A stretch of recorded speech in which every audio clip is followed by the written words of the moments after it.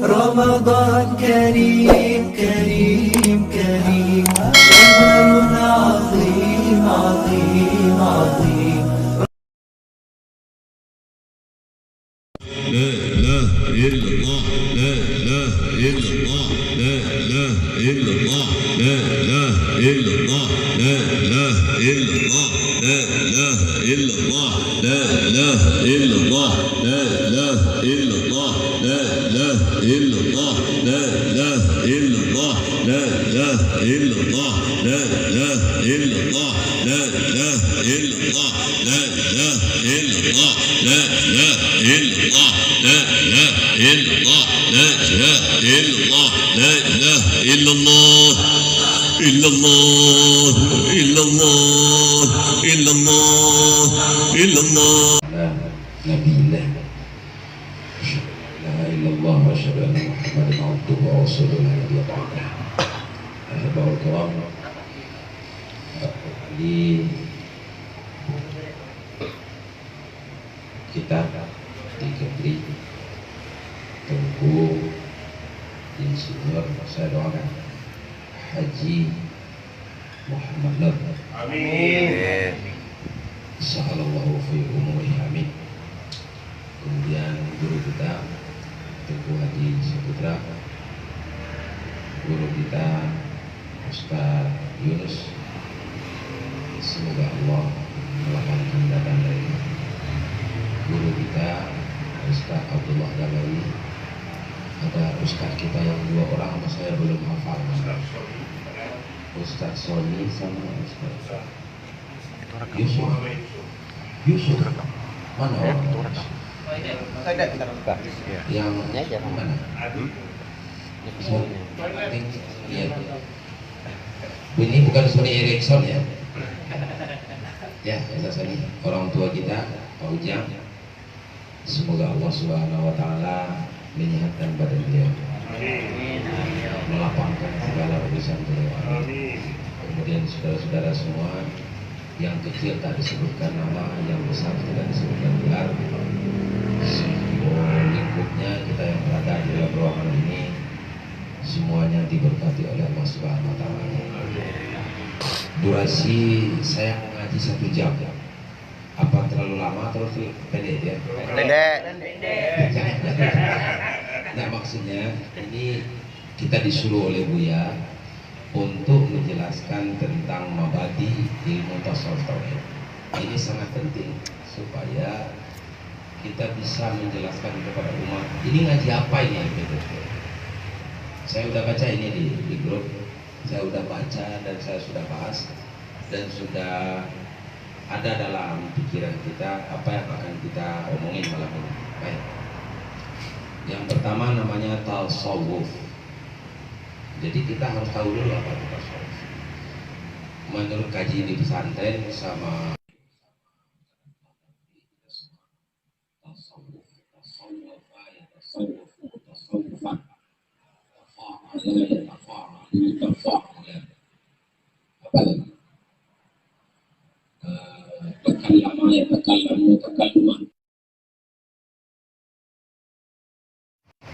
Jadi kalau tasawufa asal kalimatnya tasawufa safa itu bersih. Jadi ada orang mau membersihkan diri, bahasa Arabnya tasbih. Tapi kalau benar-benar membersihkan diri, takalluf dia, membersihkan diri, zahirnya, batinnya, zahirnya semuanya mau dibersihkan. Maka orang ini disebut dengan, dalam bahasa disebut dengan orang yang bertasawuf. Jadi orang bertasawuf itu ada karakternya tidak mencari kesalahan pada orang lain. Itu karakter. Kalau ada orang tasawuf cari kesalahan pada orang lain, itu udah tanggal aja dia dari segi bahasanya, dari orang tasawuf menjadi orang bukan tasawuf. Jadi orang tasawuf itu mencari kesalahan itu pada dirinya. Ini ada apa? Kok tadi saya dibentak orang di pasar? Dia bukan cari kesalahan. Oh, orang tuh kurang ajar kayak gitu. Nggak ada orang tasawuf.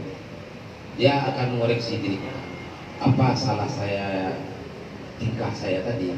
Apa salah saya dalam saya tidak ditegur Allah ini? Itu karakter orang. Jadi orang tasawuf itu tak pernah mencari kesalahan pada diri orang lain. Jadi dia mencari kesalahan itu, kealfaan itu diperiksa dirinya, dan dinisbahkan kesalahan itu kepada dirinya, bukan dinisbahkan kesalahan itu kepada orang lain. Kalau orang tasawuf biasanya, oh ya maaf itu salah saya mas, itu orang tasawuf. Kalau orang syariat katakan salah kau injak kakiku. Jadi gambaran orang syariat dengan tasawuf itu antara orang Jawa dengan orang Padang. Saya selalu ngomong gitu. Ada orang Padang, orang Jawa, keinjak kakinya sama kita, keinjak kakinya. Dia bilang, maaf mas, kaki saya keinjak. Orang Padang, kalau keinjak kakinya, tidak matuh. Itu gambaran, orang gambarannya ya. Tapi tak semua orang Padang begitulah. Abuya kita orang Padang, darahnya darah Padang. Jadi gitulah, rata gitu. Saya berani mencontohkan Padang itu karena saya orang Padang. Kalau saya tak mau mencontohkan orang Aceh. Saya salah adab. Baik. Kemudian pengertiannya satu ilmu yang memperbaiki nafsu. Nah, jadi ini yang kita kaji malam ini. Nanti persoalannya adalah memperbaiki nafsu. Nafsu itu apa dan di mana? Bagaimana karakternya? Apa itu nafsu? Kita bahas. Kemudian penggagasnya tentu ulama-ulama tasawuf, buya kita, hukum belajarnya fardu ain, pasti semuanya. Maudhu yang dibicarakan mengenai nafsu dan masalahnya tentu masalah-masalah perbaikan jiwa, perbaikan hati, zuhud, taubat dan lain-lain. Dan istimdadnya, sandarannya pasti Quran. Kalau ada satu kajian tak bersandar Quran hadis, itu maka batal. Kita tak usah ikut.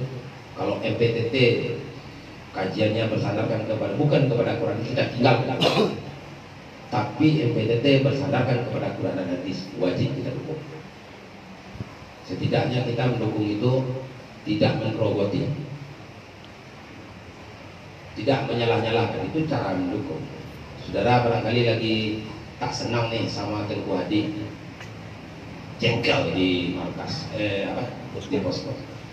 Kenapa? Waktu masuk Tengku Hadi diam aja, tak negur, marah sama Tengku Hadi. Karena saking marah sama Tengku Hadi, ditinggalkan itu markas. Karena ditinggalkan markas, disalah-salahkan pengajian. Keliru. Tak begitu.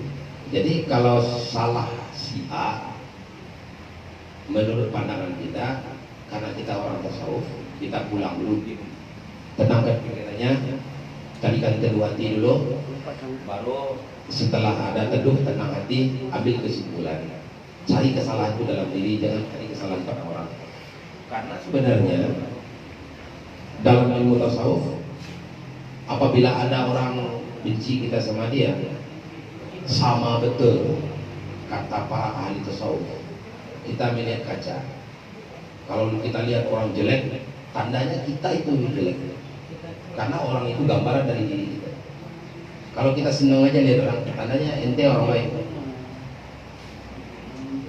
Tapi kalau kita benci aja sama orang, ente sebenarnya jahat, ente suka pembenci. Jadi melihat orang itu bukan orangnya, tetapi melihat orang itu gambaran atas diri. Saudaramu itu adalah cermin atas diri. Kalau kita lagi rusak lihat orang, semuanya rusak.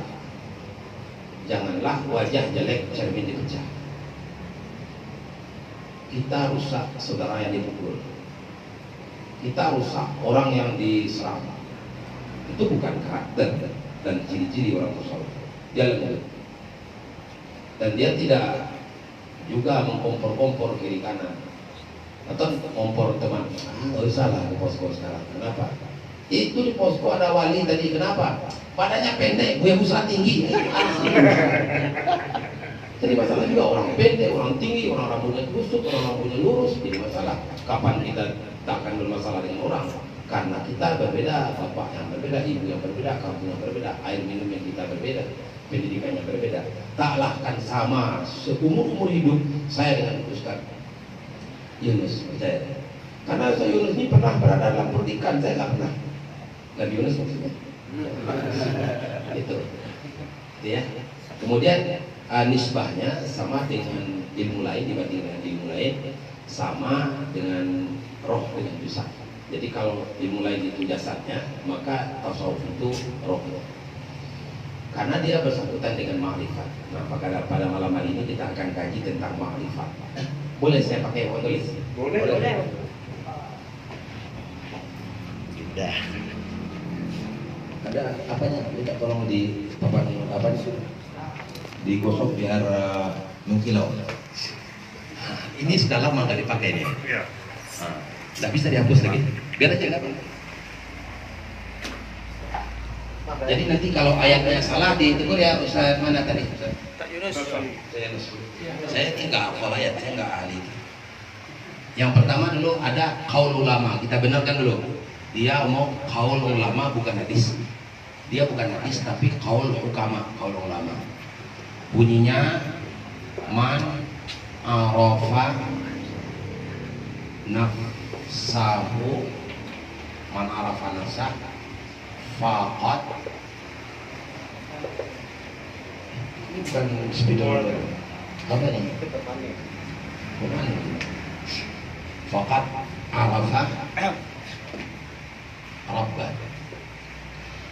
Man, ini hafal cuman karena kita ngaji ini bukan apa ya. Man arafa, orang yang bermakrifah. Artinya bermakrifah itu betul-betul kenapa? Dengan nafsah. Nafsinya, siapa itu nafsi? Nanti kita lihat. Siapa itu diri kita? Nafsu.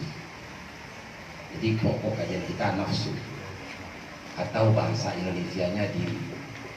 Orang yang kenal dengan dirinya, orang pokok maka sungguh, kalimatnya itu sungguh. Kalau masuk kepada fi'il madhi maka faidahnya litahqiq. Kalau qad masuk kepada fi'il mudhari maka maknanya kadang-kadang. Faqat arafa, maka sungguh dia akan kenal dengan Tuhan. Jadi syarat mengenal Tuhan itu kenal dengan diri. Jadi orang yang tak tahu diri pasti tak tahu dengan Tuhan. Orang yang tahu diri pasti tahu dengan Tuhan. Siapa itu diri? Diri itu terbagi kepada dua bagian. Pertama, diri itu dalam bentuk jasmani atau jasad, saya bilang. Ini jasad. Yang kedua, diri itu dalam bentuk yang tak bisa dilihat, disebut dengan ruh. Apa? Ada jasad, ada ruh. Kita lanjutkan supaya cepat ini. Jasad itu terdiri dari 4 anasir. Jadi jasad itu ada anasirnya 4. Anasir namanya. Anasir. Yang pertama, jasad itu bentuknya dalam bentuk daging. Apa? Daging. Pakai bahasa Indonesia aja biar kamu. Yang kedua, bentuk jasad itu bentuknya ada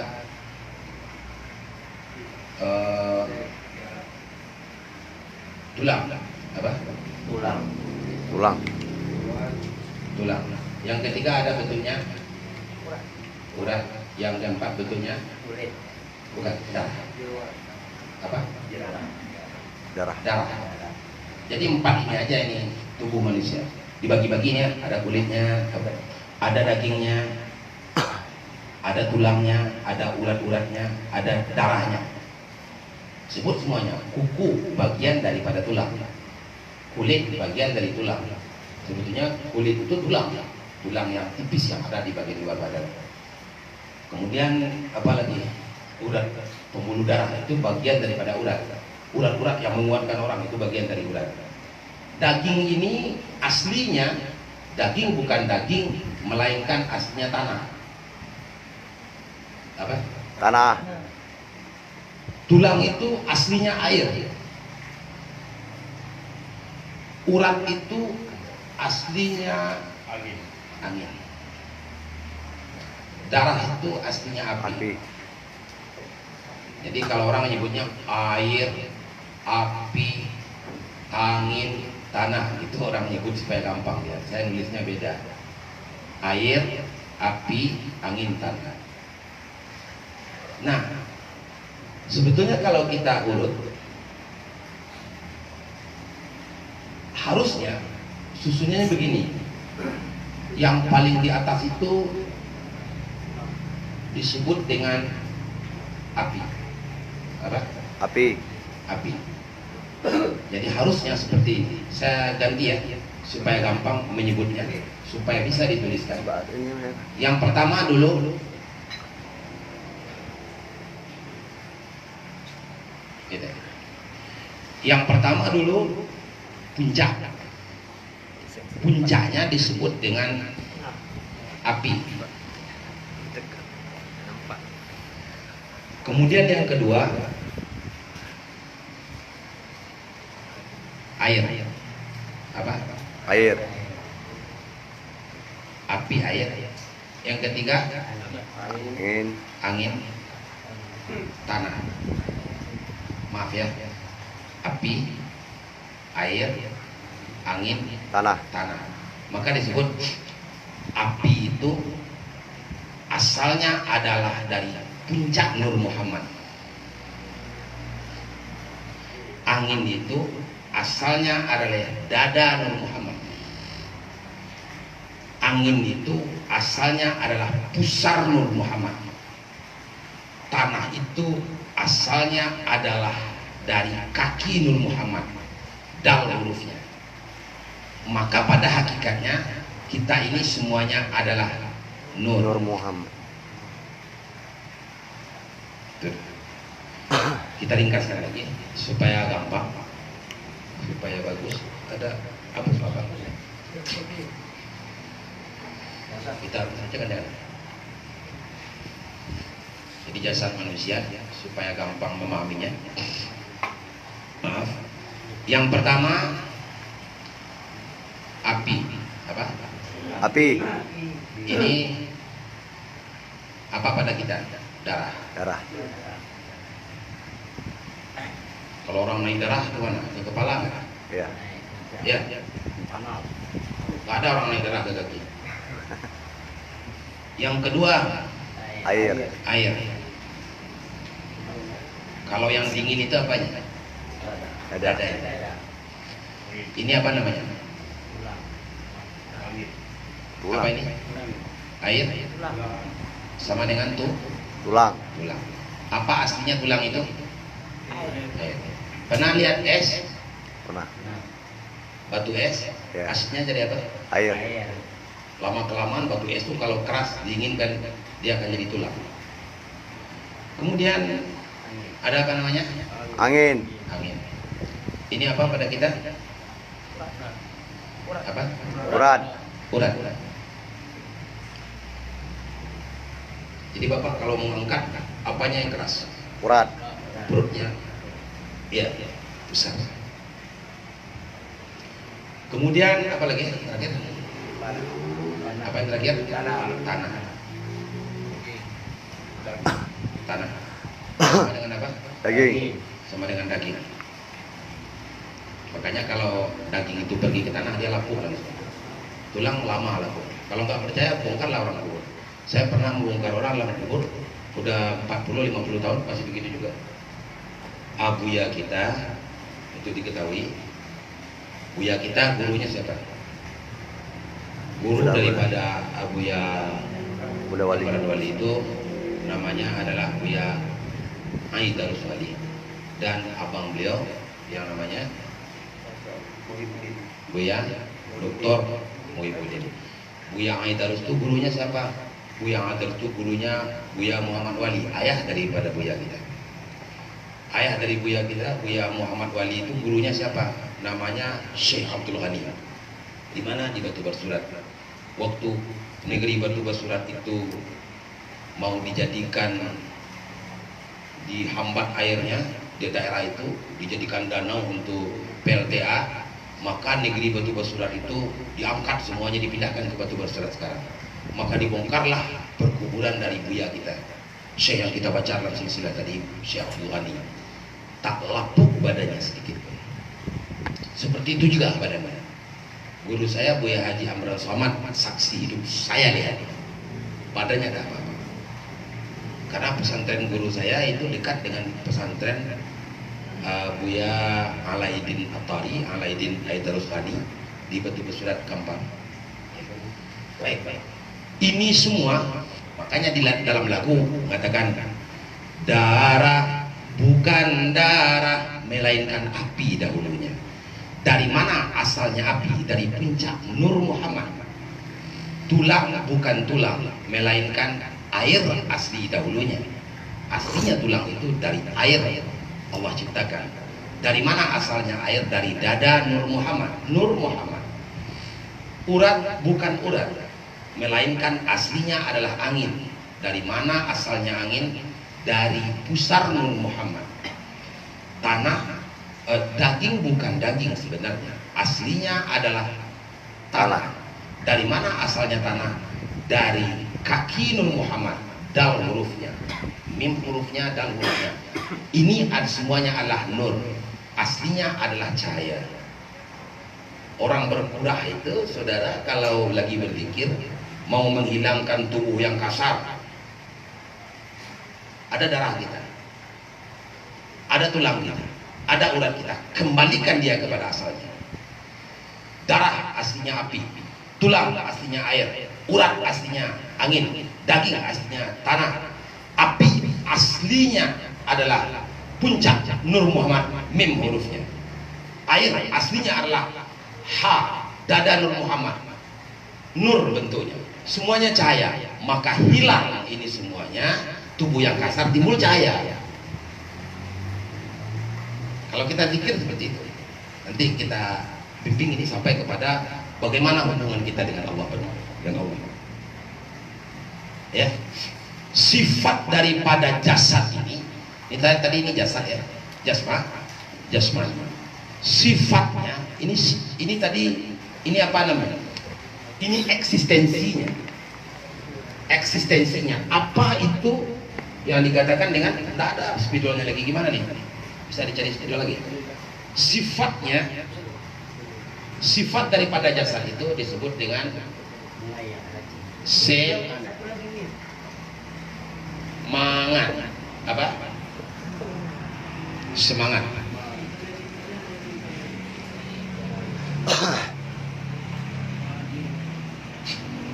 Ini tidak bisa nanti dihapus.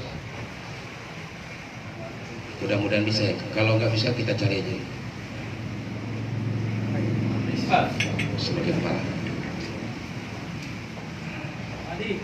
Tintanya ada di mana? Ya. Itu kalau sudah habis tintanya berbahaya. Nah, sekarang sifatnya, saya akan katakan ini disebut dengan eksistensi daripada tubuh yang kasar atau jasmani. Sifat dari tubuh jasmani itu adalah semangat. Dalam bahasa Arab sururiyah. Jadi nanti kita Kampul Manat saya kirimkan. Kalau ada yang hobi baca kitab, saya kirimkan kitab banyak-banyak. Dalam HP saya ada 3000 lebih kitab. PDF-nya bisa saya kirimkan. Tapi saya takut malas juga ngirim-ngirimnya. Nanti kalau orang nggak hobi nggak ditanggapi, malas juga. Saya mau kirimkan yang bersangkutan dengan ini semua, kaji tasawuf kami tadi. Baik. Ini apa? Namanya semangat. Apa? Sifatnya, waduh, bisa dicari aja spidol sebentar dulu. Coba ke ini. Semangat. Ini pelajarannya masih panjang banget lagi. Semangat. Semangat itu berapa karakternya? 3. Jadi kalau tubuh yang kasar itu, mempunyai karakter semangat, sifatnya semangat.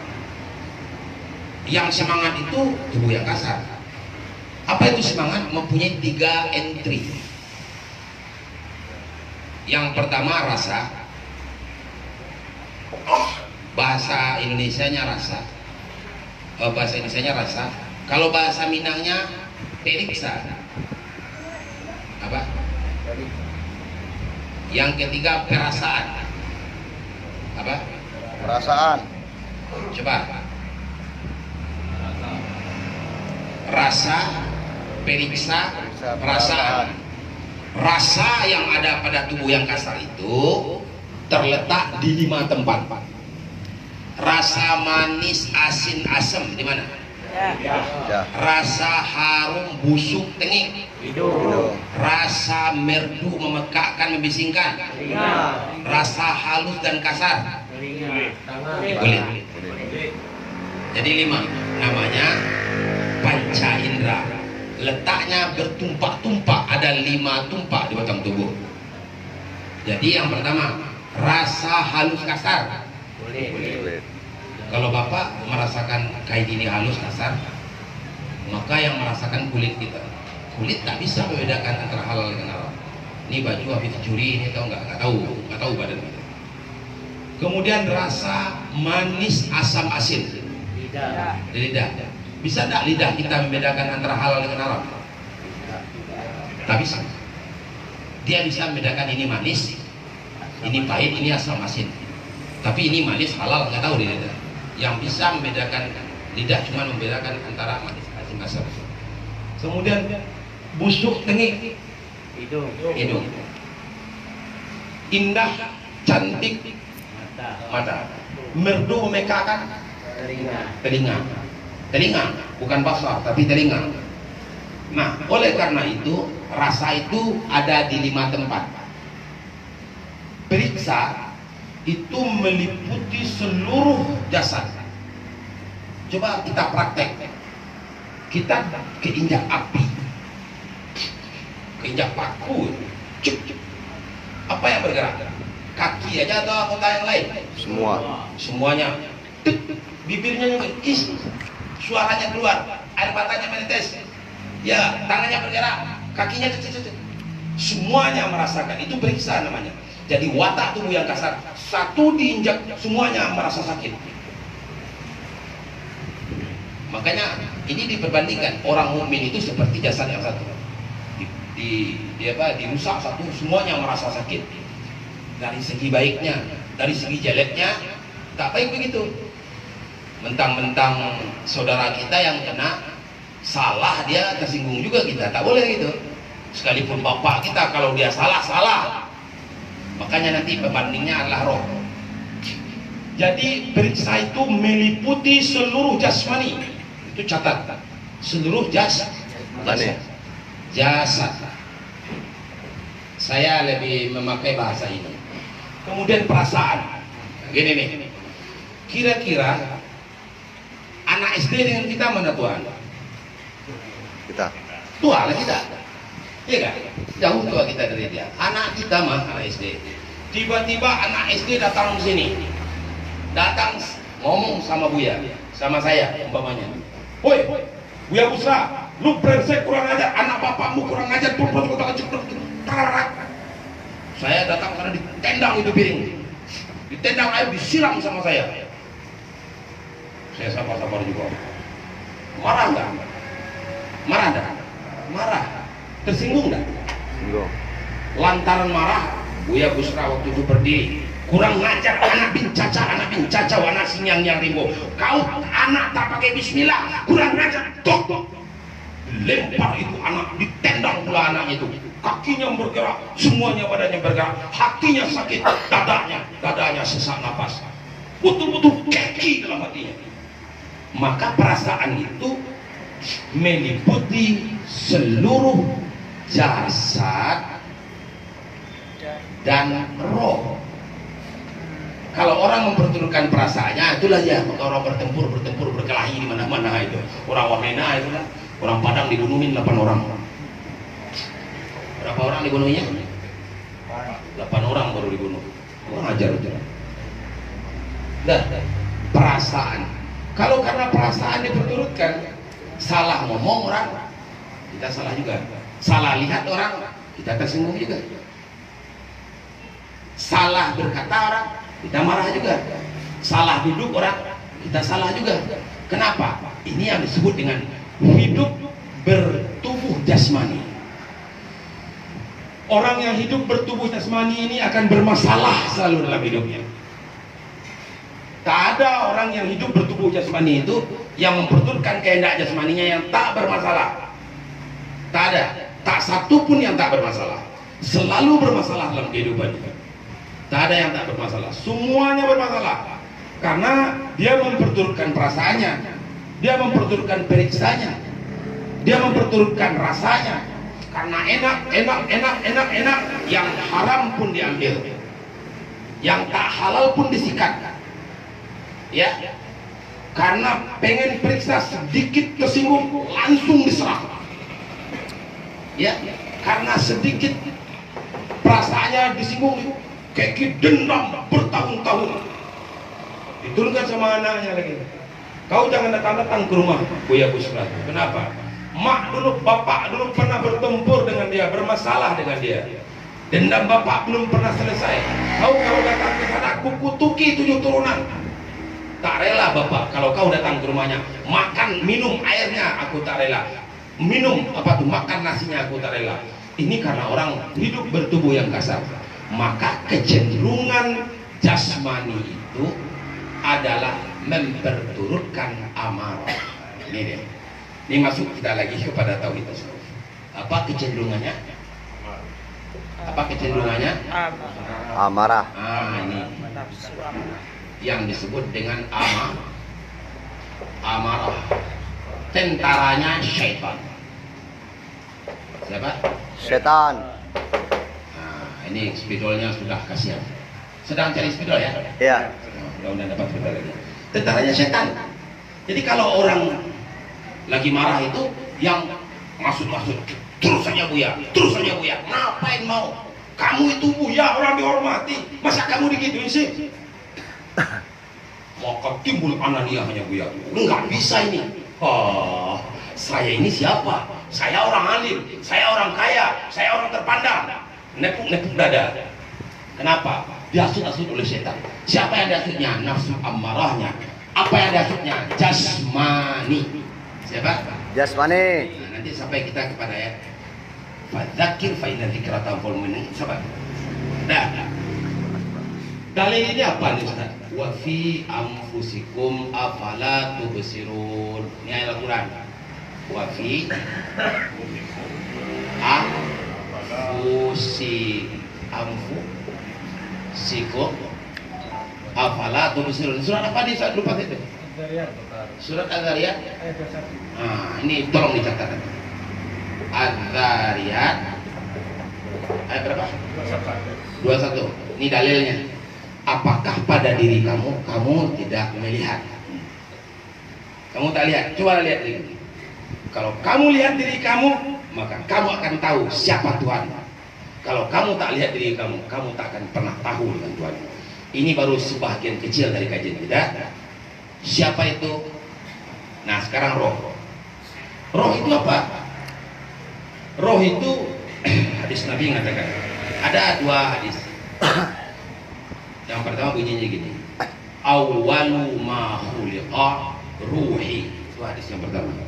Kata Nabi, awal yang diciptakan itu adalah rohku, kata Nabi Muhammad. Jadi yang pertama diciptakan rohku. Roh itu siapa? Roh Nabi Muhammad.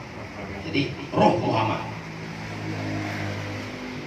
Dalam hadis yang lain redaksinya maknanya sama, awwalu ma khuliqa nuri. Awal yang diciptakan itu adalah nur.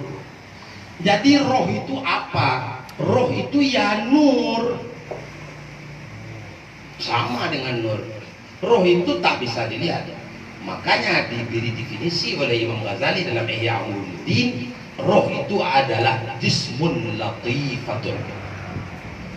Jisim yang halus, nuraniyah, yang nurani, yang meliputi seluruh badan.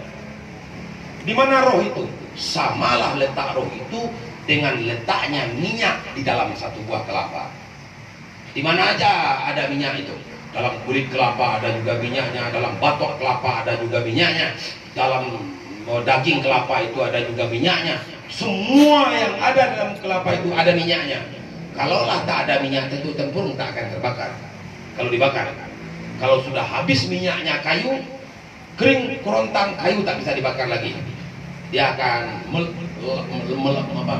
lapuk. Sesuatu yang sudah lapuk tak bisa dimakan api. Sama fungsinya dengan tanah, dia kehabisan minyak. Jadi di mana letaknya roh itu dalam seluruh tubuh? Apa sifatnya? Nah, di roh itu sama dengan nur. Sifatnya apa? Nah ini. Sifat dari roh itu adalah sifatnya adalah sifat Tuhan. Sifat apa? Sifat Allah. Ini masuk. Sifatnya apa? Sifatnya sama dengan apa?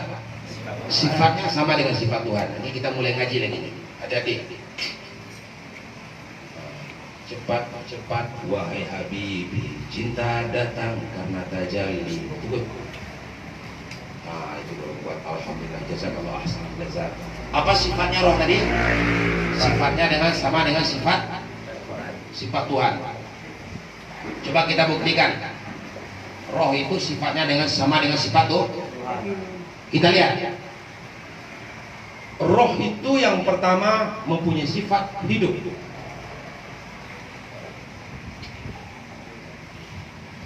Yang kedua, roh manusia itu mempunyai sifat berilmu. Yang ketiga, roh manusia itu mempunyai sifat bisa berbicara. Apa? Berbicara. Yang ketiga, sifat roh itu dia biasanya suka berkehendak. Apa Bu? Pak? Berkehendak. Berkehendak. Ada kehendaknya, kemauan. Kemauan lah saya bikin. Apa? Kemauan. Yang ketiga ada kekuatan, tenaga, Kuatan. kekuatan. Roh itu sebenarnya yang melihat. Apa? Melihat. Roh itu yang mendengar.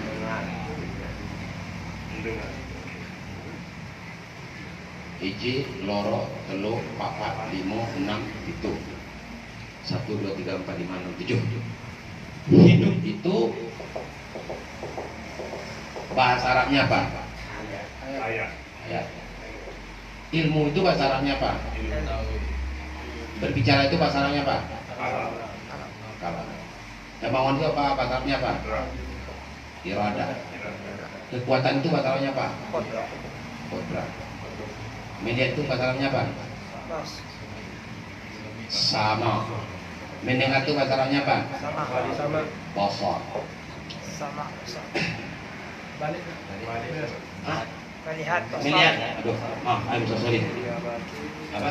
Aduh ya. Sama itu mendengar. Apa? Sama. Basar. Ya. Baik. Biasanya kalau Allah mau mencabut nikmat pada diri kita, yang pertama Allah cabut pendengaran kita dulu. Dengar. Pak, ya, Pak, dia bilang, Pak, ya kamu marah-marah sama saya. Ya udah, ya enggak. Hilang ini, apakah itu masih manusia namanya? Ya. Masih manusia yang apa? Manusia yang peka. Nggak lama, umur udah mulai 40 tahun, mulai min 1, min 2, sudah banyak minnya, min 13, buta matanya. Masihkah dia namanya manusia? Pasti. Manusia apa namanya? Buta. Manusia buta, masih juga manusia. Kemudian jatuh sakit, lemes, masuk rumah sakit Embung Fatimah atau rumah sakit apa di awal pros, sampai ke rumah sakit akhir pros, di tengah pros, segala macam pros lah. Ya enggak? Oh, itu mulai jatuh tangannya sini. Ngangkat tangan ke sini aja tak ada kuasanya, tak ada kekuatan. Stroke. Apakah dia masih manusia? Manusia. Manusia yang apa? Stroke. Manusia yang lemah, masih juga manusia. Kemudian udah beberapa hari sakit, tanya anak sama bapak, Pak, bapak kangen nggak makan prata? Makan martabak Mesir, martabak India, rendang Padang. Abu ya kan biasanya makan mie Aceh, suka nggak?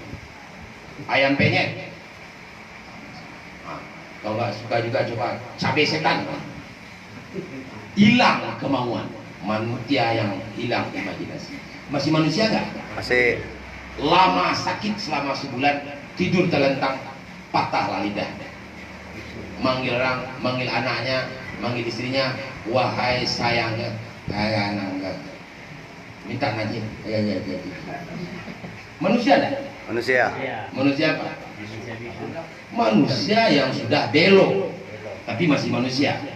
Lama kelamaan sakit, hilang akal, Hilang. nggak bisa membedakan mana menantu mana anak.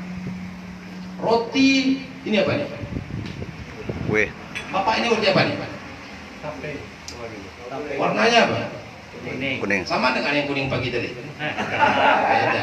Orang yang hilang ilmu, kuning yang pagi tadi dengan kuning ini sama saja. Kalau nggak percaya coba lihat orang pikun. Tahinya diremas-remas. Betul nggak? Betul. Ada nggak? Itu kehilangan apa? Kehilangan ilmu, tak bisa membedakan. Masih manusia nggak? Masih. Kalau Allah cabut hidup, manusia namanya nggak? Tidak. Mayat. Mayat, jasad. Tinggallah jasad. Jadi selama hidup, selama hayat masih dikandung badan. Selama hayat masih dikandung badan. Selama hayat ini masih ada di sini, manusia ente namanya. Kalau hayat ini kagak ada di sini, ente bukan manusia, namanya almarhum. Disebutlah kita tak pernah lagi. Mayatnya udah dimandikan belum? Tak pernah Buya Busra udah dimandikan? Gak ada, kan ada saudara. Takkan ada bapak-bapak mengatakan Buya Busra udah dimandikan? Tak ada. Tapi akan mengatakan wali udah dimandikan? Tak ada. Balik, mayat wali udah dimandikan belum? Betul? Siapa kita sebenarnya? Kalau udah hilang ini, kita tak lebih daripada mayat. Maka hidup itu adalah sesuatu yang sangat berharga. Betul, betul. Betul. Baik. Saya mau tanya dulu. Ada hidup pada kita, ada ilmu pada kita. Kita bisa berbicara, kita punya kemauan, kita punya kekuatan, kita bisa melihat, kita bisa mendengar. Ini semua punya kita atau tidak? Ya kita. Kalau punya kita tentu bisa menurut sekehendak kita. Punya Tuhan. Punya Allah. Allah. Tak mungkin punya kita. Kalau punya kita tentu bisa menurut kita. Tetapi kalau Allah mau mencabut pendengaran kita, bisakah kita menahannya? Tidak. Allah hilangkan penglihatan, bisakah kita menahannya? Menandakan ini bukan punya kita. Yang jelas ini bukan punya kita. Milik Allah. Bukan punya Kita. bukan punya kita. Tidak punya kita. Terus punya siapa? Punya Kita Allah. sepakat ini punya Allah. Allah. Punya siapa? Allah. Kalau memang punya Allah, kenapa ada pada kita? Titipan. Pinjam. Dipinjamkan, diberikan, dititipkan. Ada 3 alternatif. Coba kita lihat. Yang pertama alternatif diberikan. Ini harus didudukkan. Apakah diberikan? Ataukah ini dipinjamkan? Sama dengan dititipkan. Ataukah ini dititipkan? Dititipkan. Titipkan. Dititipkan. Dititipkan. Kita tes dulu. Kalau ini udah diberikan, kan jadi punya kita itu. Kayak baju udah diberikan, punya siapa? Kita. Tak mungkin lah Allah berikan, kemudian Allah minta lagi. Ya. Apa nama bahasa Acehnya? Kalau udah Allah berikan, kita lagi. Kita udah berikan sesuatu, kita minta lagi, apa namanya? Kalau bahasa Padangnya tolok lidah namanya. Tolok lidah, jangan tolok lidah. Lidahnya tolok masuk lagi gitu. Udah dikeluarkan, mau menjilat air ludah. Apa nama bahasa Medan, bahasa apanya itu? Bahasa Aceh. Tolok lidah dikasihkan duit sama orang, mau duit tadi lagi. Apa namanya? Tak mungkin Allah seperti itu ya. Maka batal ini. Tak mungkin Allah berikan kepada kita. Karena tak mungkin Allah berikan. Tolong. Mungkin dipinjamkan kali. Enggak. Pernah minjam ke bank? Enggak. Nah, Pernah. Diagunkan rumah. Jatuh tempo 2 tahun. Waktu jatuh tempo langsung nggak disita rumah kita. Ya. Bah, mintalah perpanjang waktu 3 bulan, boleh kan? Boleh. Namanya pinjaman boleh. Masa dengan manusia boleh, dengan Allah tidak? Apa kalau idza jaa ajaluhum la yastakhiruna sa'atan wa la yastaqdimun? Kalau datang ajal, bisa nggak dipercepat satu saat? Bisa diperlambat satu saat? Tidak bisa. Tak mungkin ini, maka pasti ini tak dipinjamkan. Kalau dipinjamkan tentu boleh diminta undur ya. Tidak perpanjang. Tinggal lagi sekarang dititipkan. Saya tanya, kalau ini dititipkan, boleh tidak barang titipan dipakai? Tidak. Boleh deh, boleh. Mana lah boleh. Saya titipkan motor, bapak pinjam, itu namanya kagak benar itu. Itu dong motornya di sini. Wali, dititip motor diambil, dibawa main-main, sudah botak motor-motor. Tak boleh itulah. Ya enggak? Terus apa? Kenapa ada punya Allah sama kita? Pinjam. Ini dititipkan tak mungkin juga. Nah, inilah disebutlah dititipkan begini nih.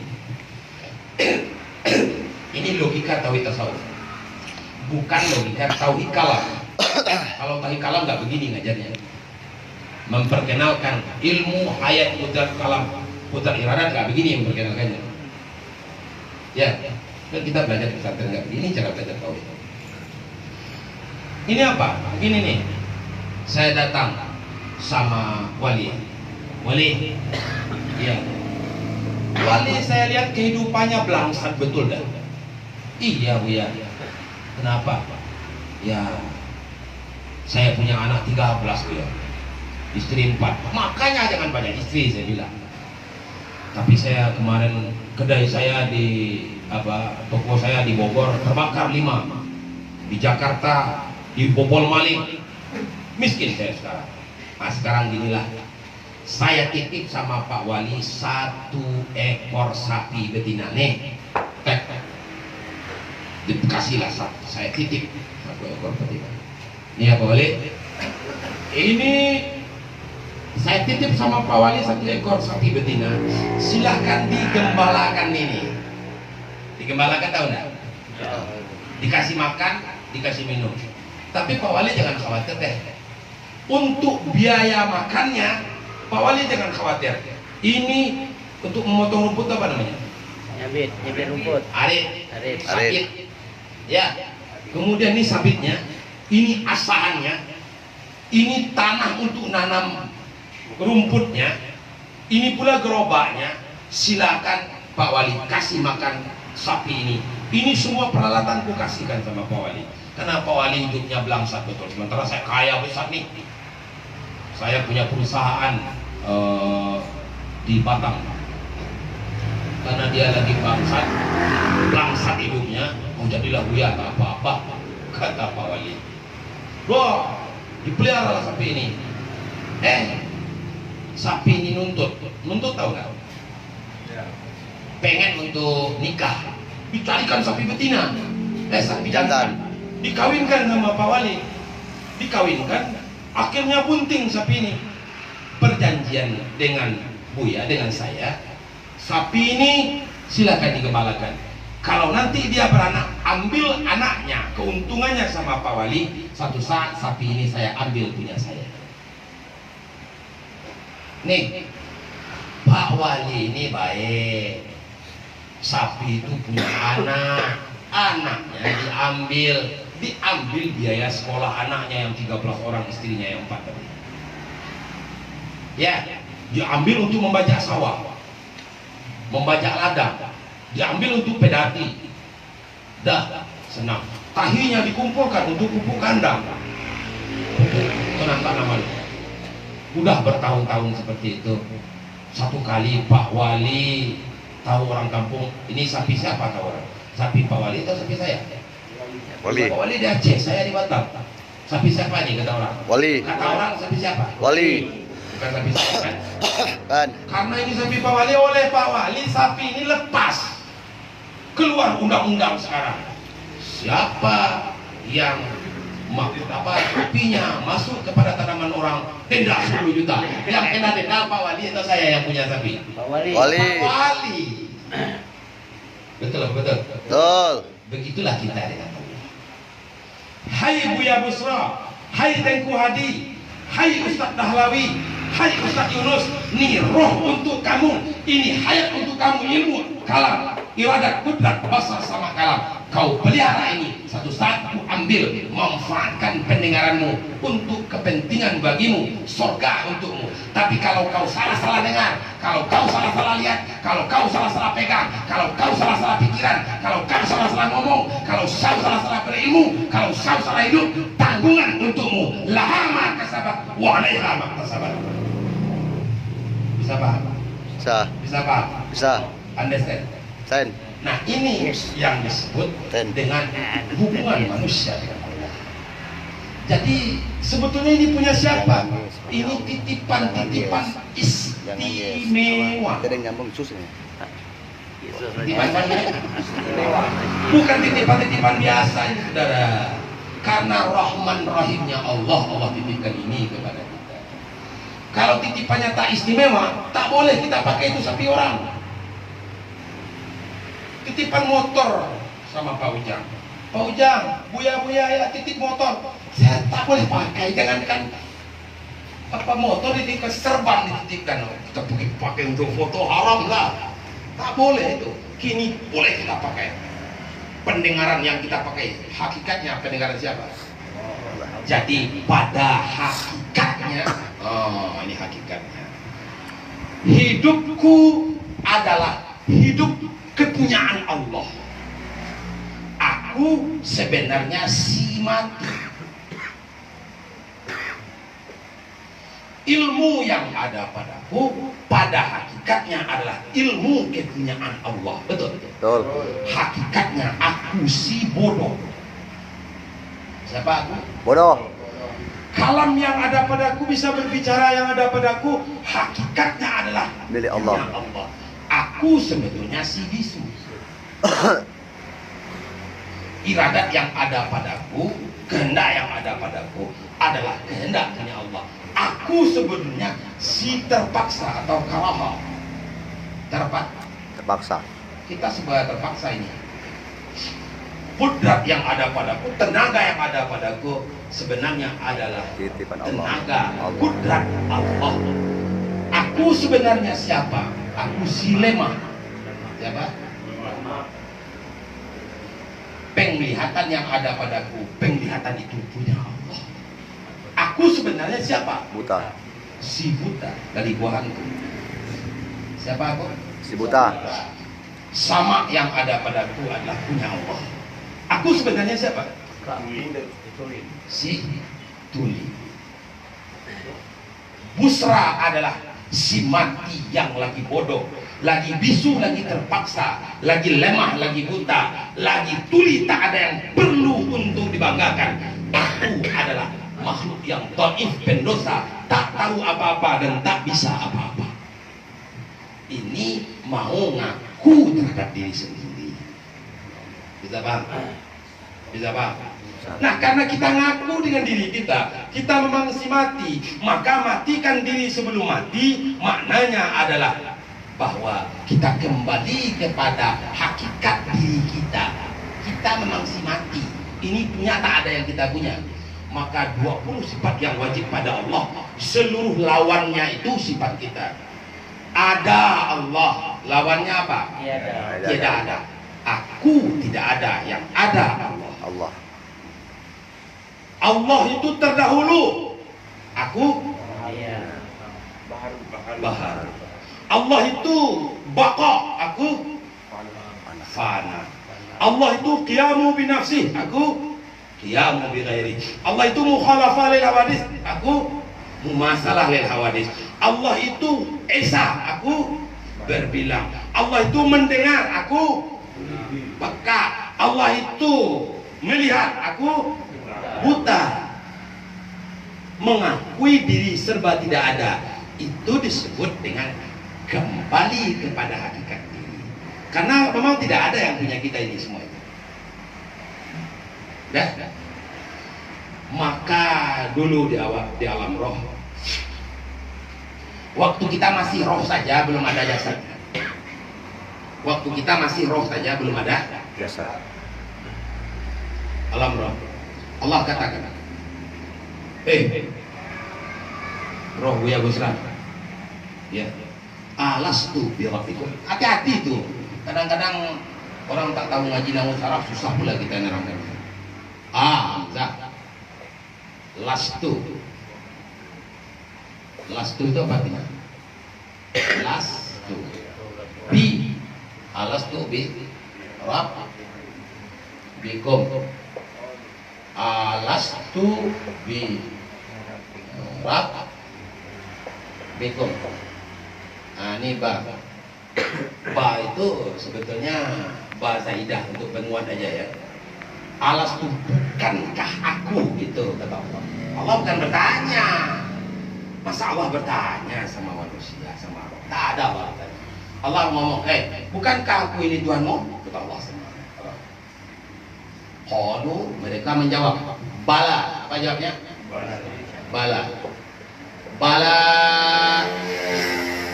Bala ini dalam kaji nahwu kependekan atas bal wa iya. Itu kependekan sama dengan lan, lawaan. Bala syahidin. Apa? Syahid. Nah. Bala. Sungguh ya Allah. Benar. Bukan dia. Sungguh, betul-betul sungguh ya Allah. Syahidnya, aku menyaksikan dengan mata kepalaku, dengan mata batinku. Aku saksikan engkau yang Tuhan. Engkau itu Tuhan. Aku menyaksikan engkau Tuhan. Yang aku saksikan engkau Tuhan.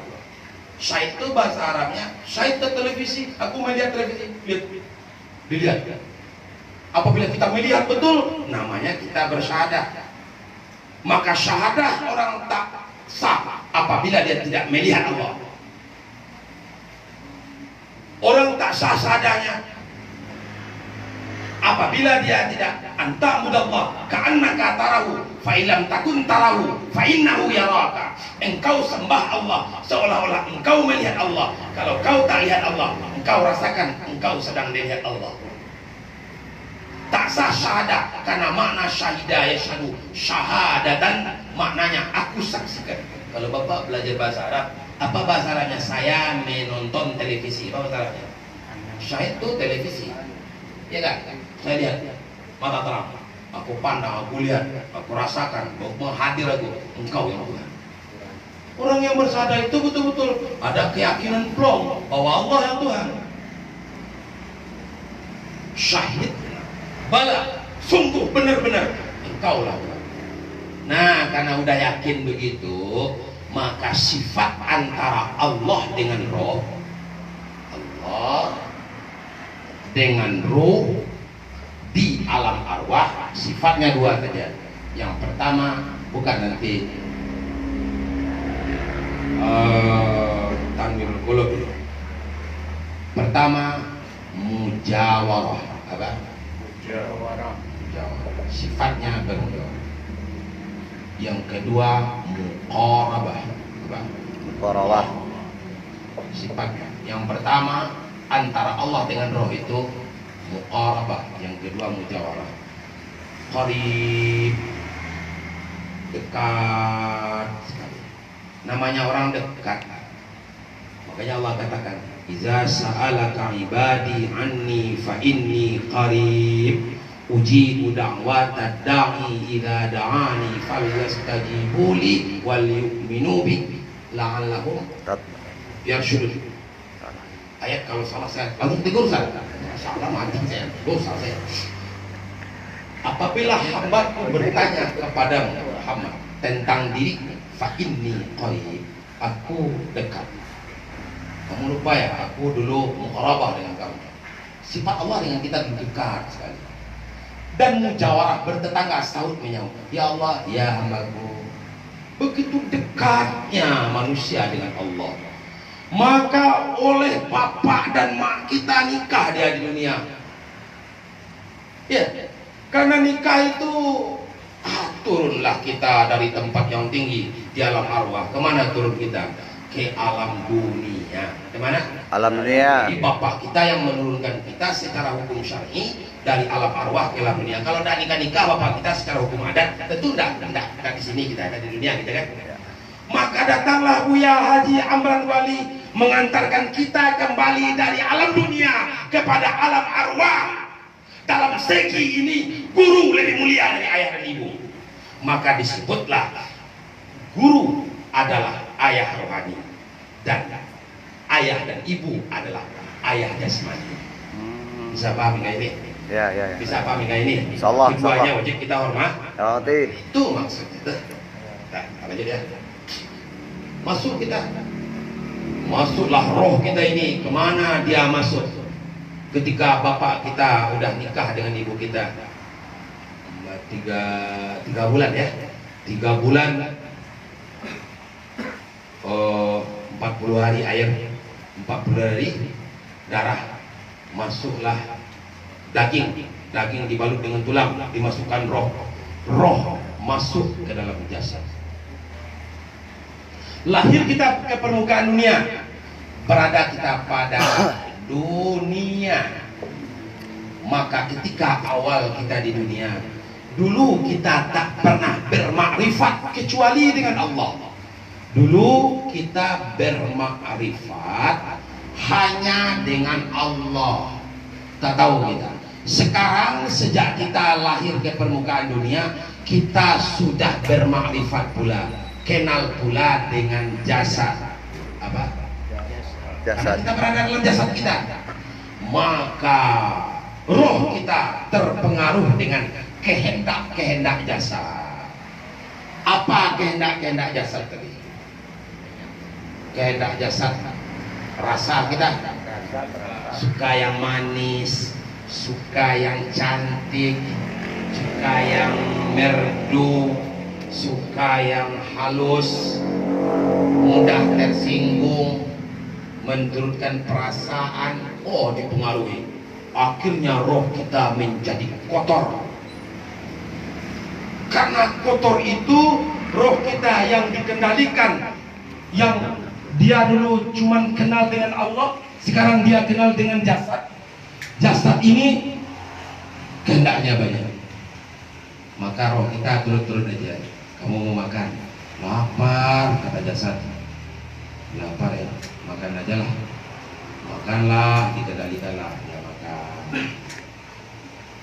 Roh yang tak punya ilmu, roh yang tak punya kenal dengan Allah, yang belum dilatih, maka roh manusia menjadi ammarah.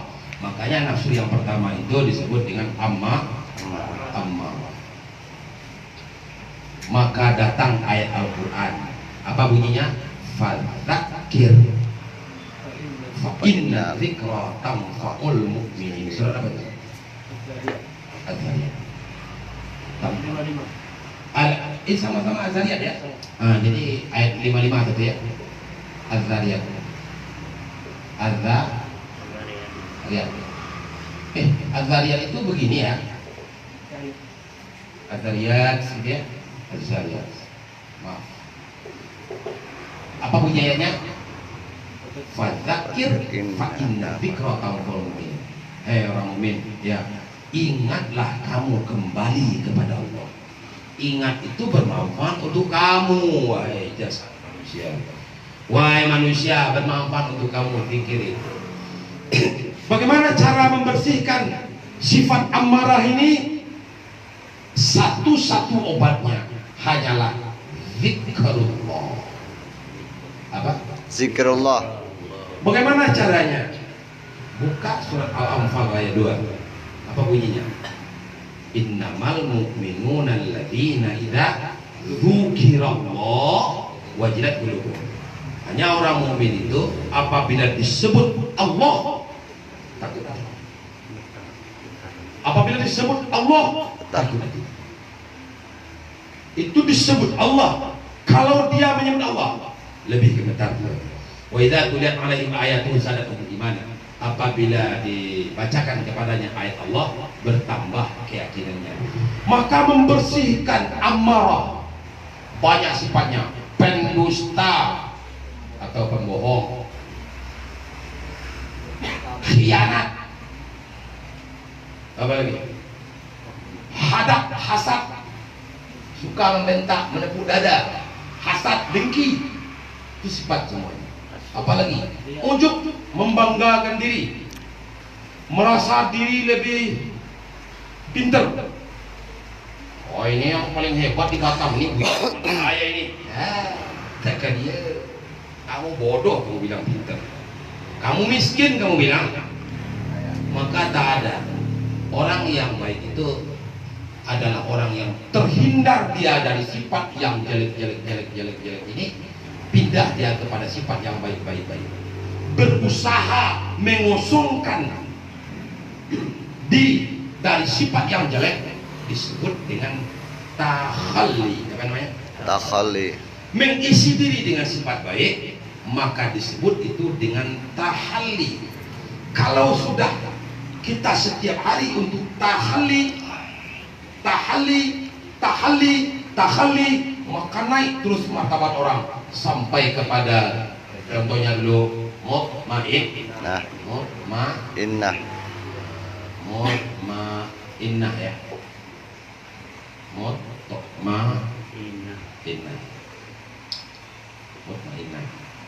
ini ketika itulah disebut dengan tajalli dia dengan Allah.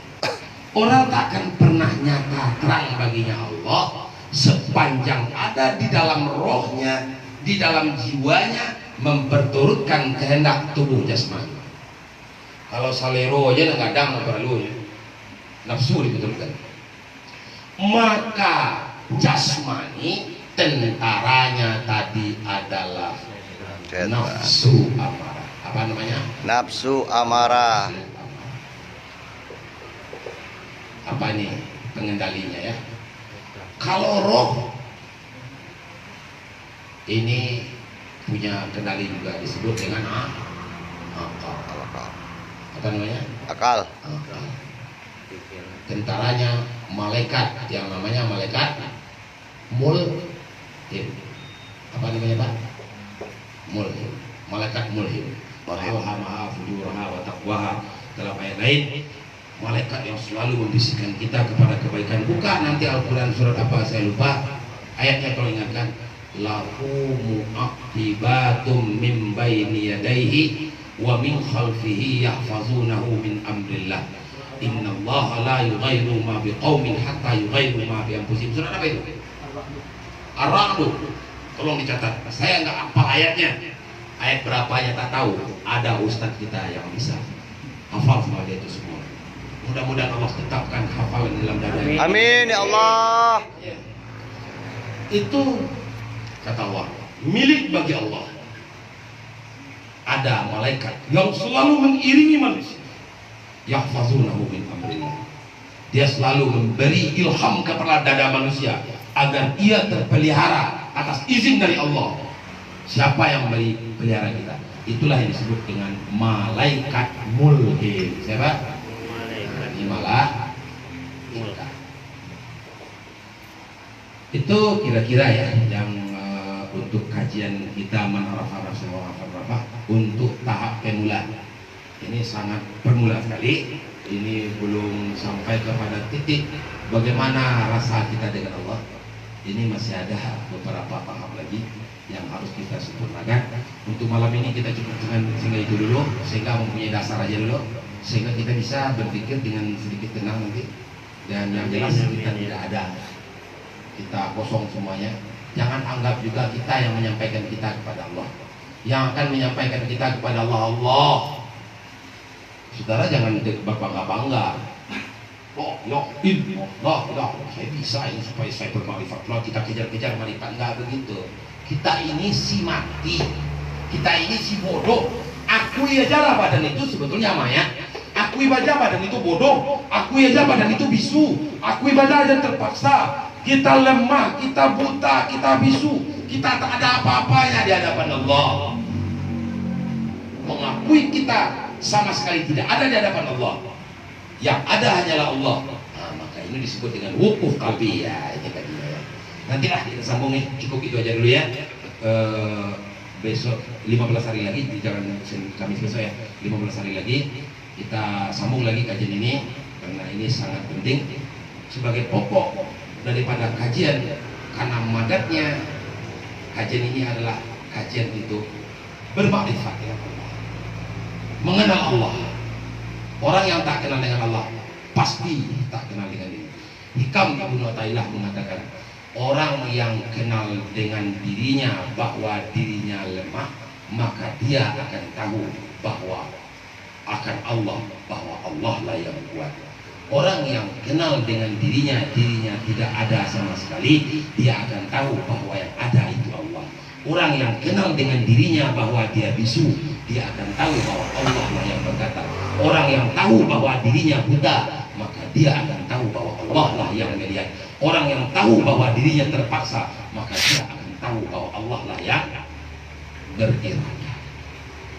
Itu dulu, mudah-mudahan ada berkah dan manfaat. Amin. Kita habisi dulu sungai ini. Kalau ada pertanyaan silakan. Boleh saya duduk ya? kembali ke laptop.